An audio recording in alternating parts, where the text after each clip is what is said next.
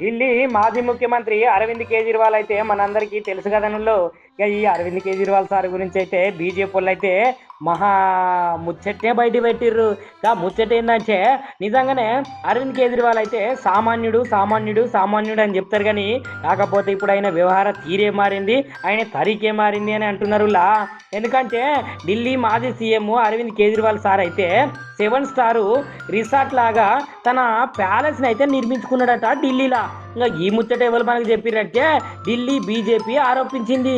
తనని తాను common man అని చెప్పుకునే అరవింద్ కేజ్రీవాల్ గ్రేట్ చీటర్గా ఆయన బయటపడ్డాడు. ఎందుకంటే మొన్నటికి మొన్న లిక్కర్ కేసులో కూడా ఆయన బయటపడి ఆ పార్టీకి అయితే రాజీనామా చేసి బయటికి వెళ్ళిండు కదా, సీఎం కుర్చీకి కూడా.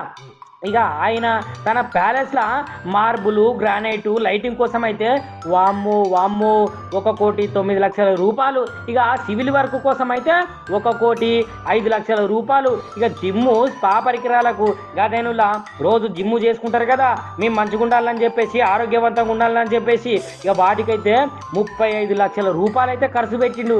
ఇక ఇలా మొత్తం ఖర్చు ఎంత వచ్చిందంటే 3,75,00,000 ఖర్చు వచ్చింది. ఓ నాయనా, నిజంగా గింతగానే ఖర్చా. ఓ వీడియోనైతే మనకు ట్విట్టర్లో పోస్ట్ చేసిర్రు ఈ ముచ్చటంతా మనకు తెలిసేటట్టు. నిజంగానే సారు, నువ్వు మంచోనివైతే, నువ్వు నీతివంతునివైతే గిన్ని పైసలు నీ ప్యాలెస్కి అయితే గిట్ట ఖర్చు పెట్టుకుంటావా? చూసేదందుకైతే అది 7 స్టార్ రిసార్ట్ లెక్కనే ఉన్నదట, 7 స్టార్ హోటల్ బిల్డింగ్ లెక్కనే ఉన్నదట కదా.